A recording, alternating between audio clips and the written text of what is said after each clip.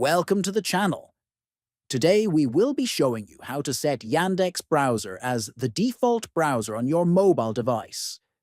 This is an important setting if you want all your links and searches to automatically open in Yandex Browser. First, open Yandex Browser on your mobile device. Next, locate the three-line menu icon at the bottom right corner of the screen and tap on it. Then, click on the Settings icon to access the browser settings.